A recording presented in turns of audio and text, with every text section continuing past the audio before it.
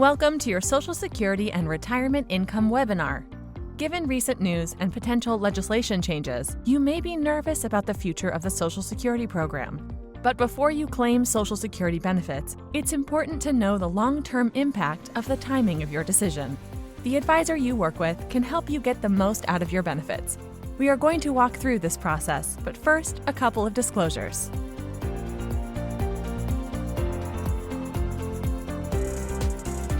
This presentation is the first part of a 3-video series designed to help you and your financial advisor determine the best time for you to claim Social Security benefits based on your unique situation.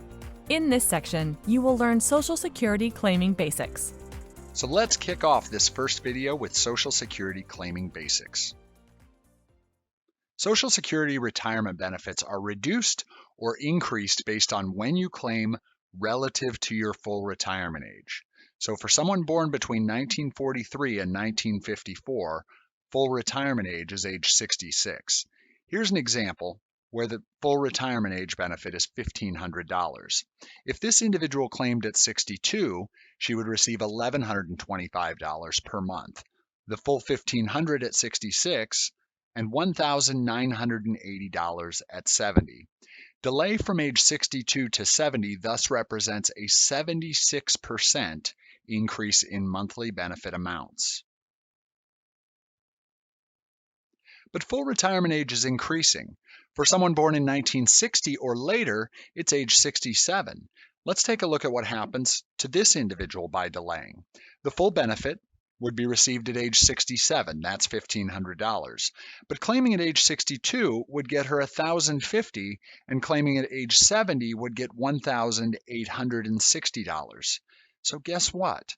The relationship between claiming early and delaying is roughly the same. It's a 77% increase. And that's going to hold true for each full retirement age as it gradually shifts from 66 up to 67. For many people, delaying Social Security benefits can be incredibly valuable. And that's even more true in the current interest rate environment. This chart is based on data from the U.S. Treasury website for long-term real rates. This is basically the expected return over and above inflation that you can get with government backing via Treasury inflation-protected securities. It used to be that you could expect over 4% yield on top of inflation. Now you can expect almost nothing, and for some time this yield has actually been negative. Social Security is a particularly good buy right now because other safe options simply don't offer the return they used to offer. Now, the number one concern we hear from clients is this idea that Social Security is broke, and it's an important question to address, whether or not Social Security will be there. This graph represents the Social Security Trust Fund. You can see that we're now in a stage where we're actually spending from trust fund principal. And the most recent trustees report suggests we'll exhaust the trust fund by 2034. Of course, that assumes no changes are made to the system. But even then, current taxes would still be able to cover about 76 cents of every promised benefit dollar. So it's not like even if the trust fund were fully depleted in 2034, that in 2035 checks would just stop. Instead, some portion of the benefit would still continue to be paid by then current tax revenues.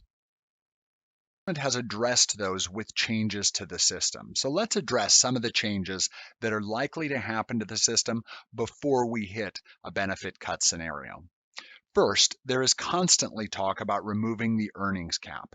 Right now, you're taxed for Social Security benefits on up to about $140,000 of earned income, and that increases each year. If the cap were removed, the system would be fully solvent. Second, full retirement age can be raised for younger workers. This too will probably happen much like it has in the past. Full retirement age is 66 for people born between 1943 and 1954, but each year after 1954 it increases by 2 months until it's age 67 for people born in 1960 or later. And for them, full retirement age is 67. Basically, each time full retirement age has increased, that means a bigger penalty for taking early for younger people. In other words, a benefit cut. Third, payroll taxes could be increased. Right now, each employee pays 6.2% and the employer pays 6.2% for a total of 12.4%. That would need to go up by about 2.84% to fully fund the system. Note that none of these changes would impact the benefits of people who are currently taking benefits or who are close to taking benefits. There is one change that will likely happen, and it will impact benefits for people who are already taking benefits, and that's a shift to chained CPI. Chained CPI says that as things get more expensive, your buying habits change. If there's a shortage of oranges and the price skyrockets, you may switch to apples. This slide shows the impact of chained CPI since its inception. Basically, it reduces the amount your benefit will go up over time. At the same time, even with chained CPI, Social Security would provide an excellent hedge against rising prices, particularly in this economic environment. But let's also take a look at the worst case. Even if the government were to deadlock and do nothing to reform Social Security, allowing the trust fund to fully deplete with no changes. In that case, most people, but particularly higher wage earners in a couple, healthy people in general, and single females, should delay benefits if other resources allow. This is a case study of a 62-year-old female in average health.